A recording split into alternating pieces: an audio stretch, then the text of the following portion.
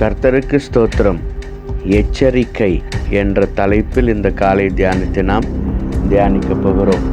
1980 ஆண்டு Saint Helen's மலை வெடித்து சிதறியது ஒரு திடீர் நிகழ்வு அல்ல. 2 மாதங்களுக்கு முன்பாகவே அமெரிக்க வரலாற்றிலேயே மிகப்பெரிய பூமி அதிர்ச்சியும் எரிமலை வெடிப்பும் செயின்ட் ஹெலன்ஸ் மலையில் நடக்கப் போகிறது என்று எச்சரிக்கை விடுக்கப்பட்டு கொண்டே இருந்தது. அபாயகரமான பகுதியில் வசித்த மக்கள் இந்த இடத்தை காலி செய்துவிட்டு பாதுகாப்பான ஒரு இடத்திற்கு செல்லும்படி அறிவிப்புகளும் எச்சரிக்கைகளும் வந்து கொண்டே இருந்தன. ஆனால் இவ்வளவு பெரிய ஆபத்து நேரிடப் போகிறது என்று எச்சரிக்கப்பட்டும் சிலர் எச்சரிப்புகளை பெரிய பொருட்படுத்தாமல் தொடர்ந்து அந்த இடத்தில் வாழ்ந்து கொண்டே இருந்தார்கள். அதில் மிக முக்கியமாக ஹாரிஸ் ராண்டல் என்பவர் பிடிவாதமாக அந்த மலையில்தான் நான் இருப்பேன் என்று பிடிவாதமாக இருந்தார். அந்த மலையில் அவர் சொந்தமான லாட்ஜ் ஒன்றை நடத்தி வந்தார். எச்சரிப்புகளை கேட்டும் தன் சொத்துக்களை விட்டுவிட்டு வேறிடத்திற்கு ஓடிவிட அவருக்கு மனதில்லாதிருந்தது. தொடர்ந்து அங்கே அவர் வாழ்ந்து கொண்டிருந்தார். நிருபர்களும் அவர் அளித்த பேட்டியில் இந்த மலை எரிமலையைப் போல வெடிக்கும் என்று நான் நம்பவில்லை. ஆகவே நான் இந்த இடத்தை காலி செய்ய விரும்பவில்லை என்று கூறினார். 1980 ஆண்டு மே மாதம் 18ஆம் தேதி எச்சரிப்பு கொடுக்கப்பட்டதைப் போலவே செயின்ட் ஹெலன்ஸ் மலை வெடித்து சிதறியது.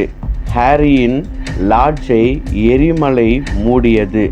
அவர் உடல் கூட கண்டுபிடிக்கப்பட முடியவில்லை.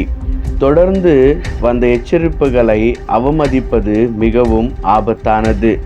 ஆராய்ச்சியாளர்கள் சொல்லியபடி நடக்காது என்று ஹாரி நினைத்ததால் அவருடைய வாழ்வு முடிந்து போனது என்று நாம் இதிலே பார்க்கிறோம்.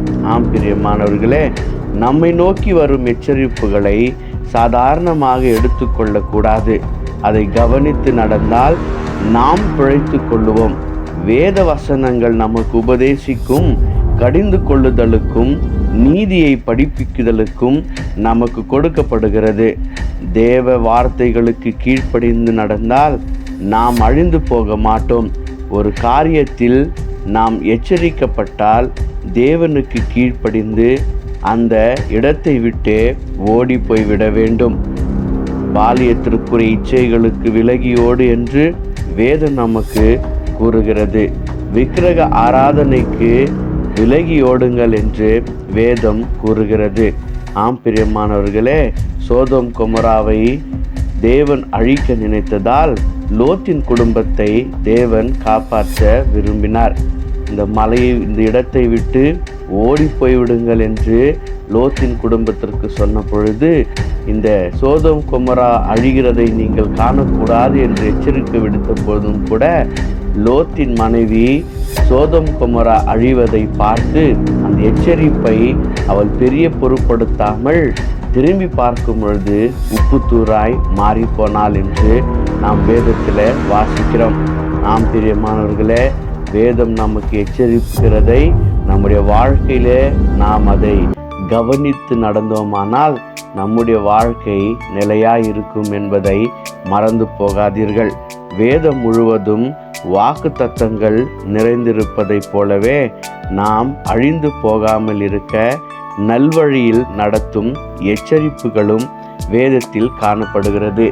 வாக்குத்தத்தங்களை விரும்புவதைப் போலவே எச்சரிப்புகளுக்கும் கீழ்ப்படிந்தால் நாம் பாதுகாப்பாக இருப்போம்.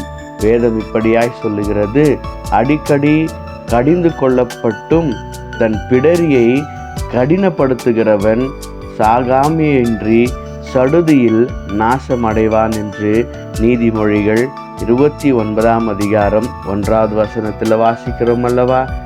பிரியமானவர்களே, வேதத்தில் சொல்லப்படுகிற எச்சரிப்புகளுக்கு நாம் செவி கொடுத்து கேட்போம். நம்முடைய வாழ்க்கையை அழிவிலிருந்து விலக்கி மீட்க தேவன் உதவி செய்வாராக. தேவன் தாம் இந்த காரியங்களை ஆசீர்வதிப்பாராக. ஆமேன்.